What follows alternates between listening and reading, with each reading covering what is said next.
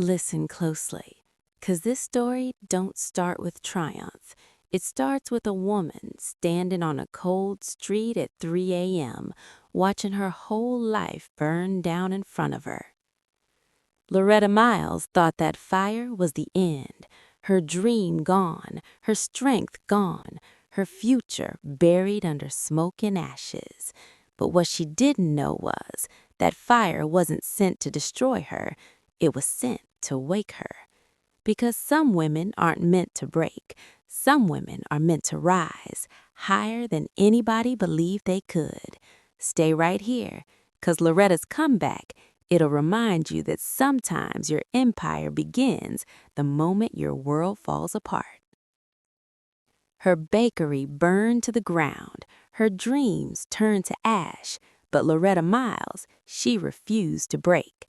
From the ashes, she built an empire. This is the story of a woman who rose when the world said she'd fall. From ashes to empire, the woman who refused to break. The night everything ended. Loretta Miles wasn't the kind of woman who made noise when she entered a room. She carried herself like someone raised by silence, graceful, steady, but with eyes that held too many storms for one lifetime. Folks in her neighborhood said she had endurance stitched into her bones, though most didn't know half of what she'd survived. At 48, she had finally built something of her own. Miles Home Kitchen, a small bakery on the east side of Atlanta. A lemon-yellow place with a cracked brick wall and a front porch that leaned slightly to the left. Every morning, the smell of cinnamon rolls and warm butter floated down the block like a prayer. And on Sundays, the line wrapped around the corner, full of people who believed no one on earth baked like Miss Loretta. Her hands had raised that bakery the way a mother raises a child, slowly, carefully, with both love and fear. 12 years of sweat, 12 years of saving, 12 years of putting her heart into every muffin and every moment. But the story of her rise didn't begin with that bakery. It began the night she watched it burn. The call that shattered her. It was just after 11:42 p.m. Loretta had dozed off on her sofa with a quilt across her knees, the TV humming softly. Her daughter Naomi had texted earlier, "Love you, Mama," before heading back to her college dorm. She had smiled at that message for hours. She always did. Naomi was her joy, her reminder that something in her life had gone right. Then the phone rang. She almost ignored it. Her body was heavy, her mind foggy, but something inside nudged her awake. "Hello?" she answered, voice thick with sleep. "Ma'am, this is Officer Daly with Atlanta Fire. You need to come down to Auburn Avenue immediately." Her heart kicked. "What happened?"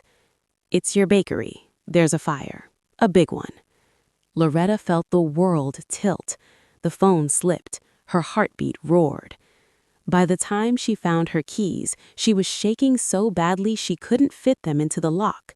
She drove with trembling fingers, praying under her breath, begging God to let this be a mistake. But when she turned the corner onto Auburn, the sky glowed orange. Her bakery, her sanctuary, her proof she'd survived everything life threw at her, was swallowed in flames.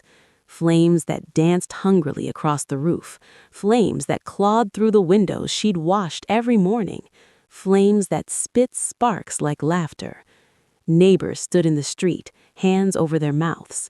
Firefighters fought the blaze, but the heat was vicious, furious, as if the past itself had come to collect its debt. Loretta stumbled forward, chest cracking open. "Ma'am, stay back," a firefighter warned. "That's my place. Please, please." But the flames didn't care. Fire has no sympathy for memory, no mercy for a woman who built her life out of nothing. By sunrise, it was over. The bakery was nothing but steel bones and charred remains, a blackened sign, a broken dream. Loretta stood barefoot on the pavement, wrapped in a blanket someone had draped over her shoulders. Her eyes were dry, not because she didn't want to cry, but because shock had stolen even her tears. It wasn't just a building, it was her second chance, her proof she had risen after life broke her the first time. Watching it burn felt like dying twice. The kind of loss you can't measure. The days that followed blurred into each other. Police reports, insurance calls, statements, meetings. Everyone wanted information, but no one offered hope. The insurance inspector walked the remains with a clipboard in his hand, his tone cold and rehearsed. Old wiring, outdated stove, that's what it looks like. Loretta stared at him. But I just had the wiring replaced 3 years ago. Well, we'll see what the final report says, but I'm just warning you, it doesn't look favorable. Favorable. As if losing everything could ever be favorable. When she got home that evening, she sank into her kitchen chair and let her head fall into her hands. Her bills still came. Her rent was due. Her daughter's tuition was waiting. And she had nothing coming in. Nothing to hold on to. Nothing except the ache of what was. At night, she lay awake listening to silence press against the walls. She felt small, useless, like life had finally confirmed what she'd always feared, that she wasn't meant to win for long. Naomi came home the next weekend, but Loretta ate her pain the best she could. "I'm okay, baby," she lied. "It's just a setback." But Naomi wasn't fooled. "Mama, your hands are shaking," she whispered, holding them gently. "You ain't slept in days. Please talk to me." Loretta forced a smile. "I'm fine. I'm just tired." But the truth was darker. She wasn't tired. She was lost. And part of her wondered if this was the moment life had been warning her about, the moment she wouldn't get back up. When the past returns to haunt her. 2 weeks after the fire, Loretta got a call that punched the breath out of her chest.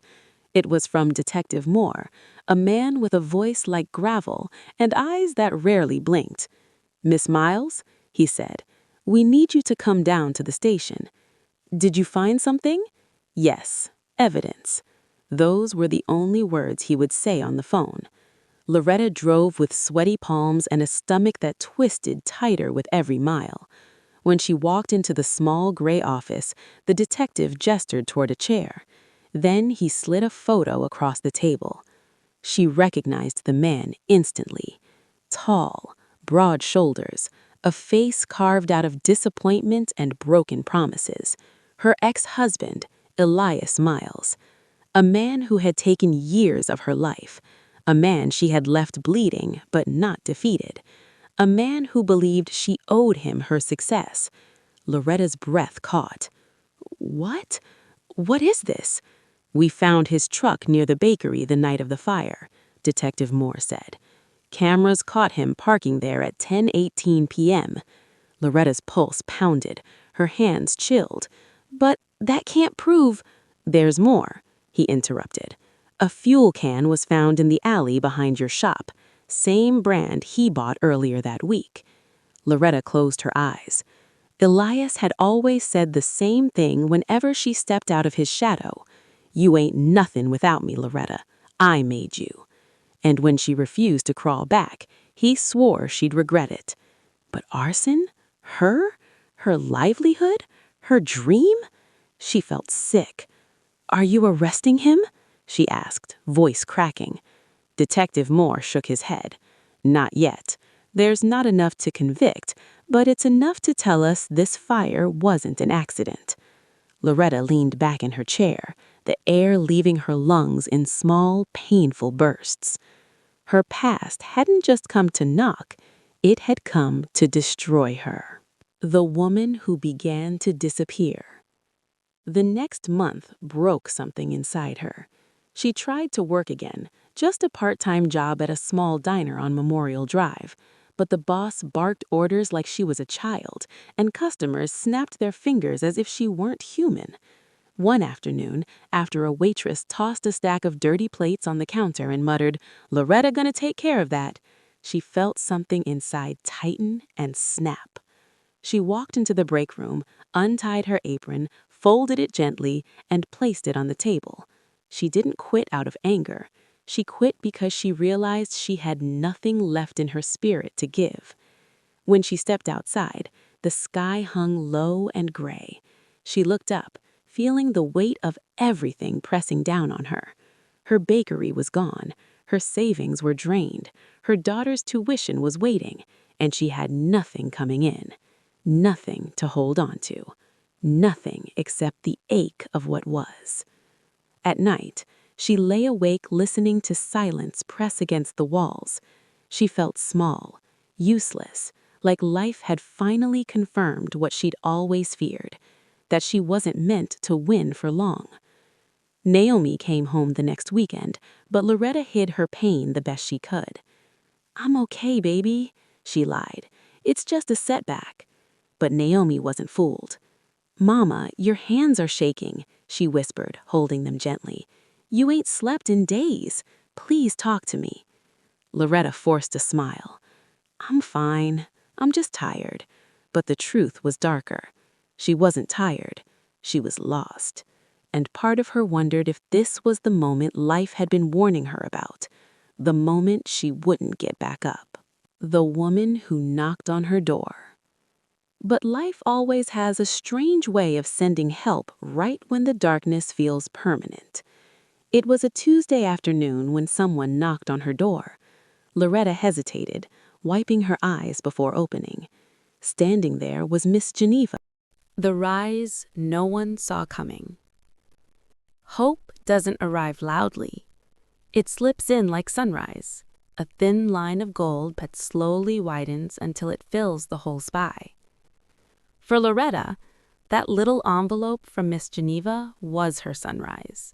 Small, simple, but bright enough to make her believe again. She woke up the next morning for the first time in weeks with purpose pressing behind her ribs. She made coffee, pulled her hair back, and sat at her kitchen table with the envelope in front of her like a secret thing. Loretta Miles had never been the kind of woman to expect miracles. She believed in work, effort, slow, steady building. But this felt like a sign. She opened the envelope again, counting the bills. Enough for ingredients, enough for supplies, enough to breathe. And before she even realized it, she whispered to herself, "I'm not done yet." The first step back. The community center on Pine Street had a kitchen. Old, small, but clean, and most importantly, cheap to rent after hours. Loretta walked inside that evening with trembling hands and a grocery bag full of ingredients she bought with Geneva seed money. The young receptionist raised her eyebrows. "You cooking something tonight, Miss Loretta?" Loretta smiled softly. "Trying to." She wasn't sure if her hands remembered the rhythm after so much grief. But the moment she laid out the flour, sugar, butter, something in her body settled, like muscle memory healing itself.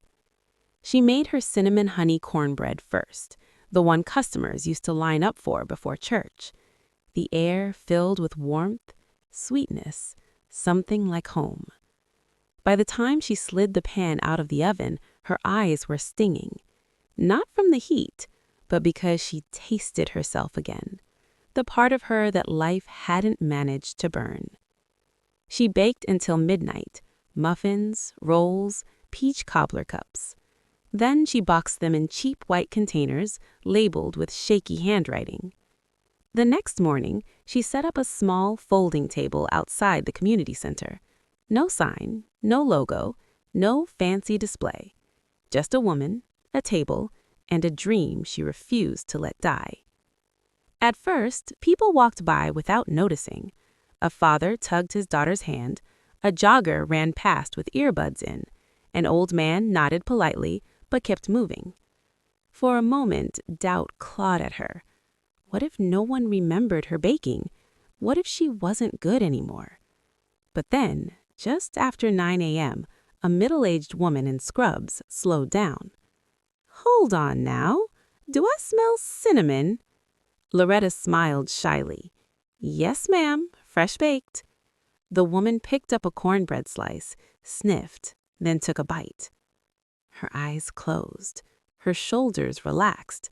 She smiled like someone remembering childhood. "Lord have mercy! This tastes like my grandma's kitchen." Loretta swallowed hard. "Thank you." "How much for 4 of these?" That woman became her first customer in the new chapter of her life.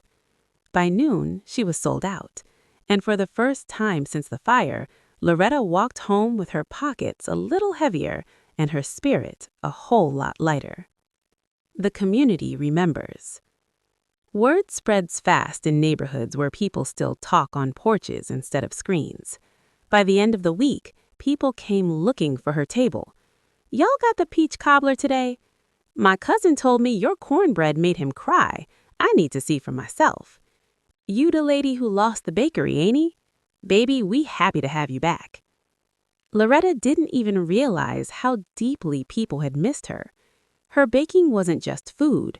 It was comfort, memory, the taste of better days. Strangers hugged her. Elders prayed over her table. Local teachers bought muffins in bulk for staff meetings. And every time someone dropped a few extra dollars in her tip jar with the words, "Keep going, Miss Loretta," she felt something inside her stitch back together. Slowly, painfully, but beautifully. She didn't rebuild a bakery. She rebuilt herself. The ghost of Elias. But life doesn't let you rise without testing you. One Friday evening, just as she finished packing up, she saw him, Elias, standing on the sidewalk across the street, hands in his pockets, shoulders squared like a threat. Her stomach dropped. Her hands froze. He smirked when he saw she recognized him. "Well, well," he called out, crossing the street slowly. "Look at you, selling scraps on the street like a vendor." Loretta clenched her jaw. "What do you want, Elias?" He stepped close, breath thick with bitterness. "You think you can shame me by surviving? Think you can make me look like the bad guy?" "I didn't say anything about you," she answered quietly. "You didn't need to," he hissed. "Word travels. People whisper. They think I had something to do with that fire." He leaned in. "And you let them." Loretta's throat tightened. "I didn't say that." "But you believe it," he hissed. Silence. Because she did. He chuckled, cold and low.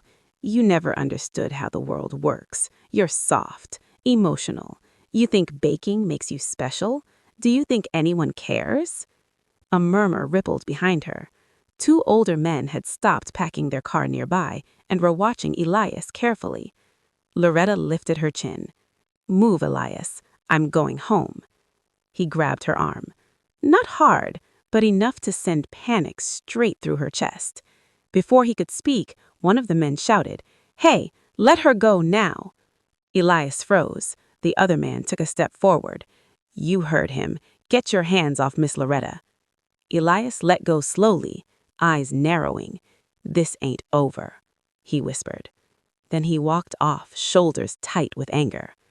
Loretta stood trembling, not from fear, but from something else, strength. The old her would have gone home shaking, questioning herself, drowning in doubts. But the new her, the woman rising from ashes, felt something powerful instead. "I survived you. I survived the fire. I'll survive this too." The woman who had a gift. 2 weeks later, something unexpected happened. She got an email from a woman named Diane Hastings, owner of Hastings Table, a food blog with thousands of Atlanta followers. "I heard about your cinnamon honey cornbread. People are raving. I'd love to do a small feature on you." Loretta stared at the screen, stunned. Her? A feature? Without a store? Without a brand? She almost said no, the fear of being seen too soon, of failing again. But then she remembered Geneva's voice. You not meant to sink. So she typed back, I would be honored. The following Tuesday, Diane came to the community center kitchen with a camera and a small notebook. Loretta felt nervous. Her hands shook as she mixed ingredients. Her voice wavered when she spoke. But Diane watched her carefully and said, You're doing more than baking. You're healing people. Loretta blinked. I don't know about all that. Oh, I do, Diane said. Food like yours doesn't come from recipes. It comes from survival. That line lodged in her heart. 2 days later, the article went live. By the next morning, her phone was buzzing nonstop. People wanted orders. Church groups wanted catering. A local radio station mentioned her name. A small grocery store wanted to sample her cornbread. College students emailed asking where they could buy her peach cups. It felt unreal. She went to the community center kitchen that night with tears in her eyes, staring at the empty mixing bowls, the flour-dusted counters, and the worn-out oven. How did I get here? She whispered. From fire to folding table to being seen again. It wasn't luck. It was endurance, God, community, and her own stubborn refusal to disappear. The partnership that changed everything. Then came the moment that shifted her entire future. A lawyer named Reggie Thomas visited her vending table with his wife. They bought a whole tray of blueberry biscuits, loved them, came back the next day and the next. On the 4th visit, Reggie asked, Miss Loretta, have you ever thought of opening a wholesale kitchen? Loretta laughed. Sir, I don't even have a storefront. Well, he said, I own a small warehouse property, unused. The space has great bones. I'd be willing to lease it to you for almost nothing for the first year, if you're serious. Loretta just stared, speechless. The man was offering her what she'd lost, a place to build again. Why? She whispered. Why would you do that for me? Reggie smiles warmly. Because Atlanta needs you, and because I've watched too many gifted Black women give up before the world tasted what they could have offered. Loretta felt tears welling again. I don't know if I'm ready. His wife touched her arm. Baby, nobody's ready for their blessing. They grow into it. A new beginning takes shape. The first time Loretta stepped into that warehouse space, it felt like stepping into a blank page. High ceilings, concrete floors, pipes exposed, smells of dust and old wood. Most people would have seen a mess, but Loretta saw possibility. She saw ovens lining the wall. She saw counters full of rising dough. She saw volunteers packing boxes. She saw her future taking shape. She stood in the center of the empty space and closed her eyes. For the first time since the fire, she let herself imagine a real kitchen, a team, a brand, a business bigger than her old bakery ever was. She opened her eyes and whispered, Thank you, God. I'm ready now. And she was, more than she understood, because what was coming next wasn't a comeback, it was an empire. The empire she built with her bare hands. Morning light poured into the new cafe like a blessing. For months, Loretta Miles had lived on 5 hours of sleep, cups of peppermint tea, and pure grit. But on that Thursday morning, the one circled on her calendar with trembling hands and nervous hope, she stood at the center of her new bakery, breathing in the smell of fresh paint, soft music, and warm vanilla rising from the ovens. This wasn't Miles and Crumbs. No, this was Miles and Crumbs reborn. bigger, brighter, stronger, just like her. The ceiling beams were higher, the counters glossy, the floors a rich maple that glowed beneath the lights. The place didn't just look new, it felt destined. Every inch of it carried the weight of a story only she could tell. She ran her finger along the marble counter, whispering, "Marcus, I hope you see this." The morning sun hit the gold-lettered sign on the window. Miles and crumbs, from ashes to flavor. Her slogan, her fight, her journey. And today was opening day. The morning rush that changed everything. At 6:59 a.m., she thought nobody would show. At 6:58, she told herself it didn't matter. She'd open those doors anyway. At 6:59, she took a deep breath, smoothing her apron, steadying her hands. But at 7 a.m., when she unlocked the door and pulled it open, she froze. A line stretched down the block, her neighborhood, her customers, new folks, old folks, people she didn't know, people she never thought would come back. Even Miss Geraldine was standing up front, holding 2 folding chairs and waving like she was 20 years younger. "Baby, we been waiting on you," she hollered.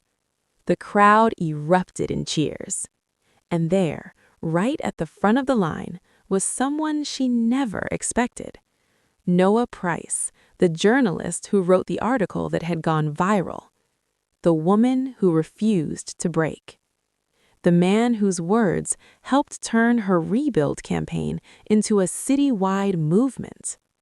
Behind him were construction workers who rebuilt her walls, teens who helped paint, neighbors who donated furniture, business owners who handed her equipment, and strangers who sent money with notes that read, "For the woman who didn't give up." Loretta's hand shot to her mouth. She whispered, "Lord, you didn't forget me." The first order. Everyone clapped as she walked behind the counter, her heart pounding so loud she swore the whole place could hear it. "All right," she said, wiping a tear before it escaped. "Who's first?" Noah stepped forward, grinning. "I'll take the peach cobbler you wrote about in your interview." She laughed. "The one I cried over while making it?" "The very one." She served him, hands steady, voice calm, but deep down she was trembling with gratitude. The oven timers beeped, the espresso machine hissed, the room filled with laughter and warmth. It was happening. Her dream was alive. The place buzzed with life, heels tapping against the floor, spoons clinking, babies laughing, old men arguing about football. The smell of cinnamon floated through the air like a hymn. Loretta moved around that kitchen like she had been born there. At one point, she caught her reflection in the stainless steel refrigerator door. She saw a woman who had lost everything, yet somehow gained more than she ever imagined. A woman who refused to break. The stranger in the back. By noon, the cafe was packed, and that's when she noticed a woman sitting alone near the back, elegant, tall, wearing a charcoal gray suit. She wasn't eating, just watching. Loretta walked over. "Can I get you something, sweetheart? Coffee? Tea?" The woman smiled. "I've already had 3 cups. I'm here to see you, Miss Miles." Loretta hesitated. "Do I know you?" "No, but I know your work." She slid a business card across the table. "Elena Rose, Talent Director, the Southern Culinary Network." Loretta blinked. "You're from the television network?" "Yes, and your story has been on our radar for months. The fire, the community rebuild, your recipes, your journey. Miss Miles, our viewers love stories like yours, and we think you have something more to share. Loretta sat down slowly. Share what exactly? Elena leaned forward. We want to offer you a cooking show based on your life, your recipes, your journey, a weekly segment about Southern desserts with soul. Loretta felt her heartbeat in her throat. No, I don't do TV. I'm just a baker. You're more than a baker, Elena said gently. You're a story people need. Loretta stared at her hands, trembling. She thought of Marcus. She thought of the fire. She thought of the nights she cried on the kitchen floor, begging the universe for one good reason to keep going. And now, here it was. A reason. A door she never thought she'd be invited to walk through. I'll think about it, she whispered. Elena smiled. That's all I needed to hear. Call me when you're ready. The decision that took her breath away. That night, long after the cafe lights dimmed and the last chair was flipped upside down, Loretta stood alone in the kitchen. The hum of the refrigerators was the only sound left. The smell of sugar and coffee still lingered in the air. Her feet ached. Her back throbbed. But her spirit felt wide awake. Elena Rose's business card sat on the counter beside the register, glowing under the fluorescent light like it carried its own heartbeat. A television show. Loretta laughed softly to herself. Lord, she whispered, leaning against the counter. You sure you got the right woman? She closed her eyes, and memories rushed in like a tide. The fire, the ashes, the nights she sat in darkness counting pennies, the moment she almost quit, the hands that shook every time she prayed for strength she wasn't sure she had. Then she remembered Miss Geneva's voice. Them hands ain't done. Loretta looked down at those hands now, scarred, strong, still warm from the ovens, and she realized something that made her chest tighten. This wasn't about fame. It wasn't about television. It was about letting the world see what survival looks like when it refuses to be quiet. She picked up the card, and for the first time in her life, she didn't ask permission from fear. A call that changed her legacy. The next morning, before the cafe opened, Loretta dialed the number. Her voice shook when Elena answered. This is Loretta Mills. There was a pause, then a smile she could hear through the phone. I was hoping you'd call. Loretta took a breath. I don't know nothing about cameras. I don't talk fancy. I burn toast sometimes. Loretta laughed. That's exactly why people will love you. Silence settled between them. Heavy, sacred.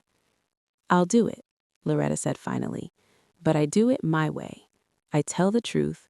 I cook from the heart. Elena didn't hesitate. Then welcome to the network, Miss Miles. Loretta hung up the phone and pressed her forehead against the counter. Tears came fast this time. Not from pain, from release. The empire no one expected. The show premiered 6 months later, From Ashes to Empire, Baking with Loretta. Viewers didn't tune in just for recipes. They came for her stories, her honesty, her laughter, her pauses when her voice cracked just enough to remind people she was real. Ratings soared. Book deals followed. Franchises opened in 3 states. But Loretta never stopped opening the cafe herself every morning, never stopped greeting customers by name, never stopped hiring women who needed second chances. When reporters asked her how it felt to become an icon, she always said the same thing. I didn't build this to be famous. I built it so I'd never have to be afraid again. The final morning.